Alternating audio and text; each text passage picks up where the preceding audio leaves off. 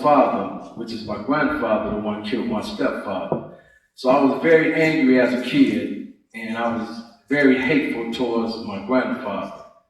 And by the time I was 10 years old, I got heavily involved with gangs and selling drugs. At that point in my life, I didn't care about nothing or nobody.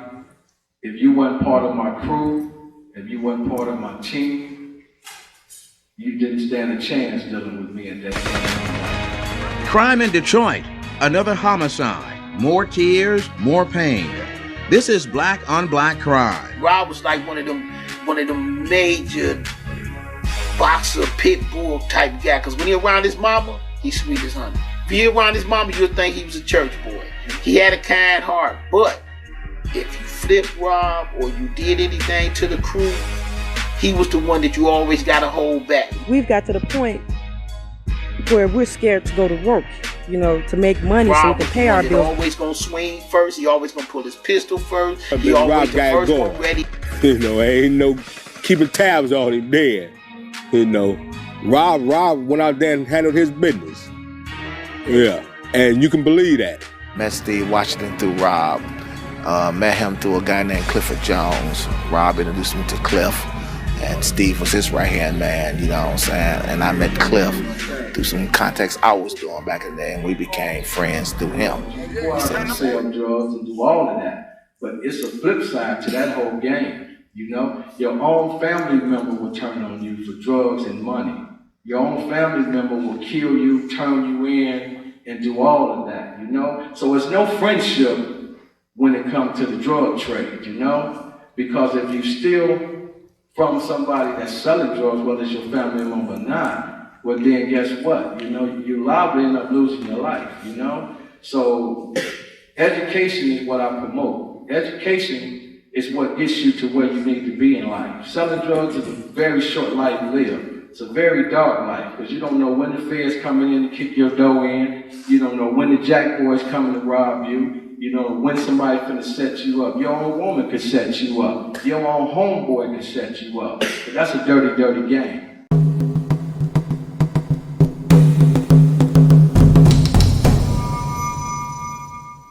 My name is Barry Womack. We're talking about Rob. Hey, I grew up with him from a baby. We shared the same bed together. We all been through everything. Rob been through the worst. And trust me, we don't want to do that. Gangs, whatever. Rob was the only one in the neighborhood came through at 15, 16, driving brand new Cadillacs, the whole 9 yards. And you don't want to take that road though. BW, I want you to educate kids on how you got involved with the lifestyle and what sent you to federal penitentiary. The fast money, wanting to make the big money, and in the end, it wasn't even worth it. I went all legit now, and had I did this 15 years ago, I'd be beautiful. My man. Now, how many years did you spend in the federal penitentiary? 8. And the first day you went in the gates, you probably thought like a lot of us did that I had these homeboys that's going to be watching out for me and all of that. How soon was it everybody fell off when you went to the penitentiary? 6 months to a year, they fell off like flies. Was any money coming on the books from the homies? Nope. If I didn't have my own, I would have never made it. Was the homies coming to visit? No. So what advice would you give these young kids that's out here trying to gang bang and sell dope? Let it go and go to school. That's the wrong road to travel down. In the 8 years you spent in the penitentiary, what was the main focal point of your life when you knew that I had to do 8 years? What was the focal point of you coming home to do? Take care of my business and take care of my kids. And how many kids you got, BW? 5. And you've always took care of yours? Always. Even from the penitentiary? Yes, sir. And I know that for a fact.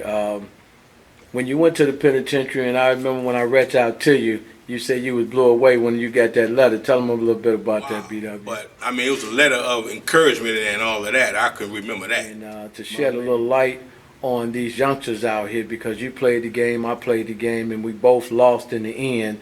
lost homeboys, homegirls, and all of that, you know.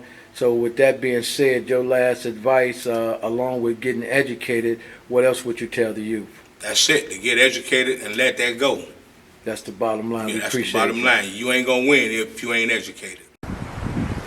We right here in my old neighborhood, Van Dyke and Harper. We right here at Burroughs Middle School. This is the school that, man, I got in a lot of trouble here at this school right here. And I was in the Bishops, and we used to fight against the chain gang. I was 13 years old, going on 14 years old, when I had shot at another gang member right inside this school right here, gang banging real strong in the neighborhood. And I can remember when the police came looking for me, I was sitting over there across the street on another homeboy's porch, and with none of the homeboys saying nothing, you know what I mean? They was out trying to get at me and trying to know who is the one who shot inside the school at another gang member. And just so happened, you know, we had the Big Four back then, 4 police to a car, and they was called the Big Four, and we had Stress as well, and we had Gang Squad. So eventually I just finally just said, forget it, let me just tell them who I am, because they start harassing all the homies in the hood, man, and stressing everybody out. So I just walked off the porch and say, I'm Lil Rob. So they took me to the juvenile detention center down there on Forest, you know, and it was, man, you know, back in them days, I didn't care, man, you know what I mean? I didn't care about losing my life. I didn't care about, you know, doing what I had to do, because once I took the oath at 10 years old and joined the Bishop gang, you know, it was all about do or die, man. You know what I'm saying? Because at the age of 9, my stepfather got murdered. So an angry young kid on the loose, man, is one of the most dangerous kids in the game. So we have to educate. We have to understand that education is very well needed, along with intervention. And I didn't have that as a kid. So I just want to thank my mother for always being there for me and doing the right thing, you know what I mean, to help me through my life, you know what I mean? So yeah, right here is Burroughs Field right here, and this is the back of Burroughs Middle School, and this is right here is where the Bishop and the Chain Gang used to have a lot of gang fights right here, you know? Man, like I said, a lot of tragedy right here at this school, right here on this field. You know, a lot of tragedy, a lot of things went wrong right here. And like I said, you know, we educating now against gangs, drugs, and violence. You know, the life that I came from.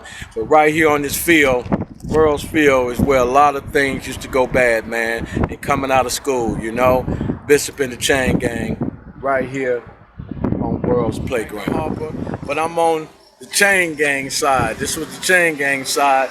And this is the Coney Island we used to go to back in the day, you know what I mean? The Bishops used to come over here, and also the East Hoods used to come over here as well at this Coney Island, because the East Hoods was right in back of here, you know, on the next street over there, and we was cool with the East Hoods, but we gang bang against the Chain Gang, you know? So you see some of the businesses and houses used to be here back in the day right here on Van Dyke.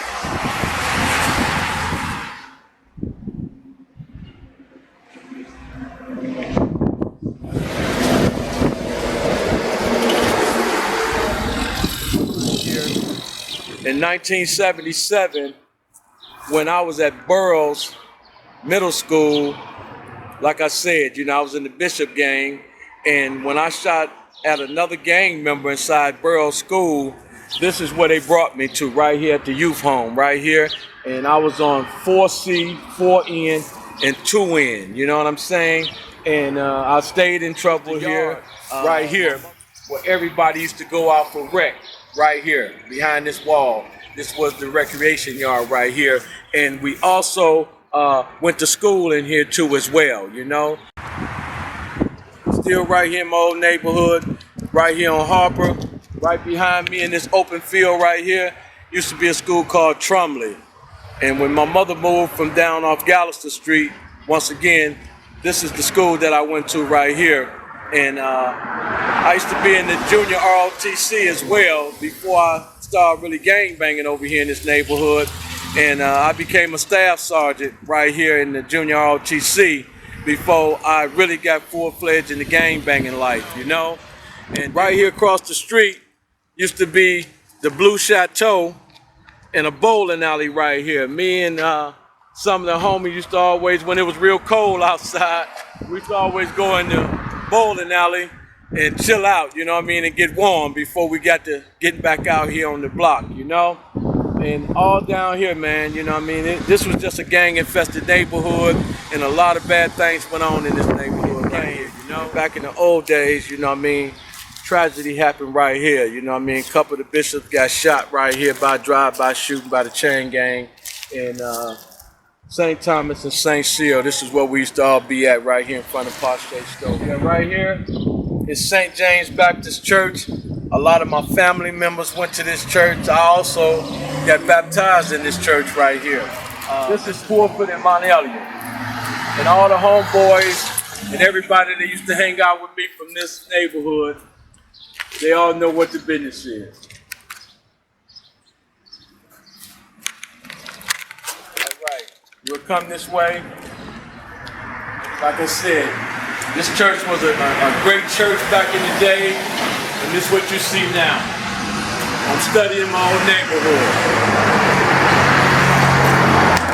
This is what you see. All of this now. Everything. But this was a great church at one time. We're going over here to the Martin Center right here. We used to all box.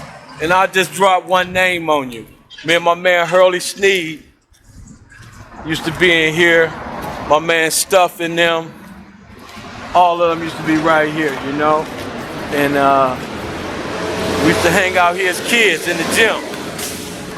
Yeah, once again, this is the Martin Recreation Center right here on Mount Elliott and Mac, and sit right next door to St. James Baptist Church. And this is where we used to all hang out at, man. Like I say, Hurley Sneed, Stuff, a lot of us used to be here, you know, and kids used to play basketball and just hang out after school and different things, you know. My mother at the time used to stay down the street right here on the street called Sylvester. So after my mother moved from over on Van Dyke and Harper, she moved over here on Sylvester. And this is back down where all my family came from anyway, you know what I mean? All through the Black Bottoms, all through over here, Mac, Shane, you name it, man. The Guyton family is a big family, man. It was a whole heap of us, man. So just giving you a little history. We'll walk down right here to Mac and Mount Elliott.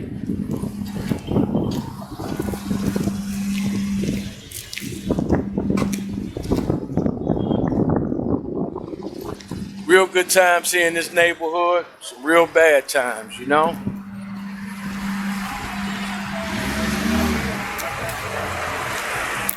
Right here is where we used to hang out as little kids right here. Like I say, Mac and Mount Elliott right here. And then we'll turn the camera around, you'll see all down there. And then it's the part of the Martin Recreation Center. This is what it is today, you know, years later.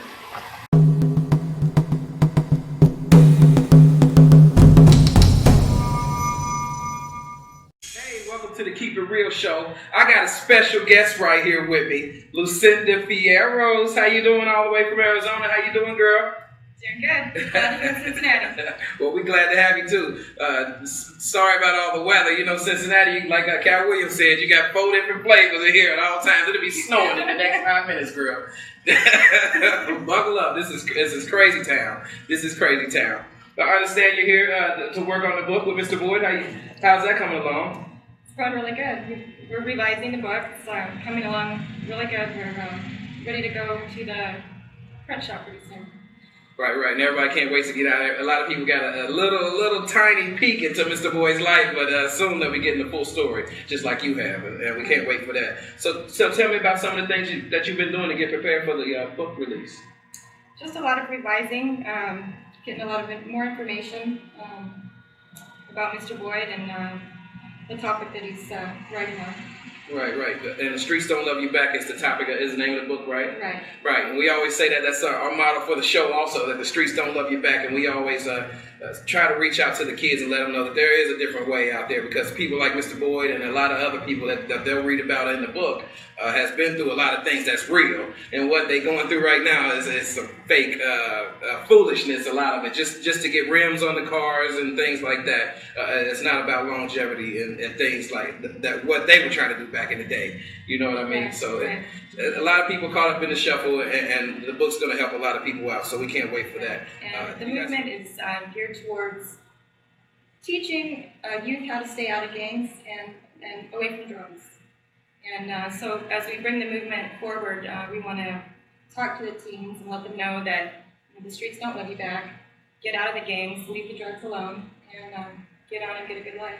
Right. Be able to live your life and fulfillment is what mostly you can get out of that stuff. Fulfillment. A lot of times the youth, the parents will be at work, and there's a few guys outside that's trying to lead you in the right direction, but they haven't been led in the right direction themselves. So that's what it's all about. Each one teach one, and each one help one. Because when you're getting taught the wrong things, you could end up down that wrong path, and then you'll find out for yourself that the streets don't love you back. Ain't that right, Lucinda? Right, that's right. And nobody wants that. Right. Nobody wants that. The only person that wants that is the people that run the jails and the people that get paid off the jails. So we can't wait for that stuff. I have a few more questions, if that's okay with you. Tell me what your role in is. I know that you're revising the book and everything, but tell me more about your role in all of this. We've just been working really hard on getting this movement going and getting the book finished and completing the documentary, and then we want to move forward and go nationally with the movement and just get out there and get the word out to the teens. Right. And Mr. Boyd's been on this for quite some time, and now he's coming full circle with the Streets Don't Love You Back. I'm here with my main man, Mr. Brother Joe John. This is the young man right here who helped me create the Keep It Real show. He gave me the stamina and the vision, and I've been doing it there since 1998. What's happening, Mr. Brother John? I'm just hanging in there.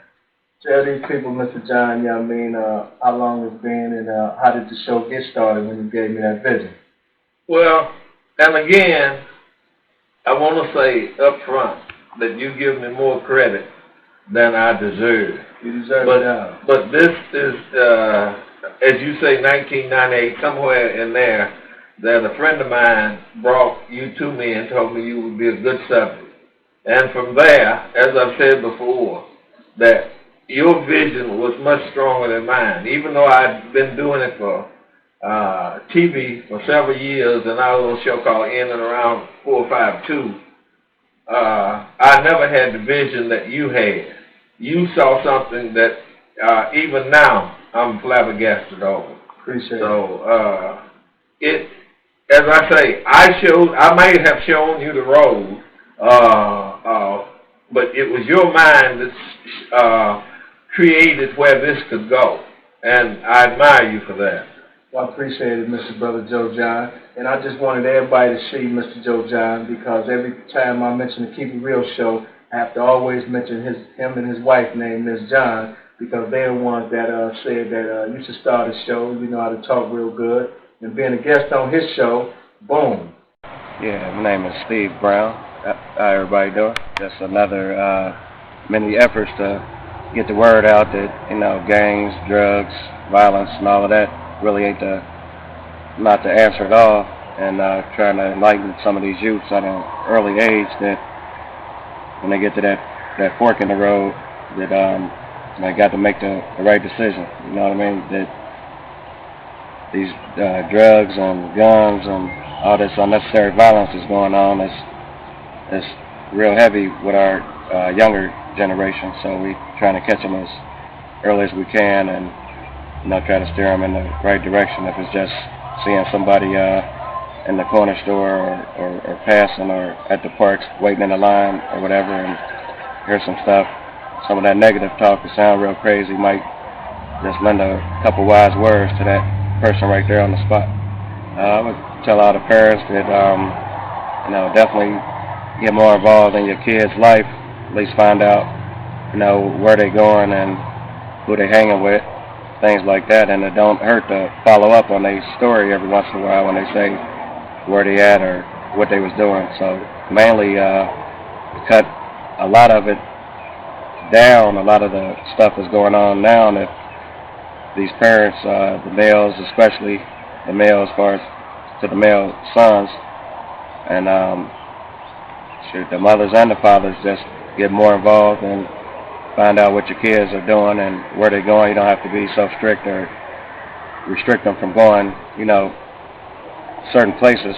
I mean, you do, but overall you want to just be involved and find out, where they're going. You don't want to make them stay in the house, the whole day just to keep them out of this dangerous world, but just being more involved and letting them know that you love them, it really help make the difference. All right, anything you would have to say to the youths right now? I would like to tell all the youths that, if you're in school, stay in school. If somehow you worked your way out of school through getting expelled or trouble, try to get that GED or night school or some of these other life skill schools that are out. You want to at least get the basic high school diploma and, try to find some steady employment, preferably a career versus a job. But if the job is what you need to get going versus being on the streets, definitely get that job.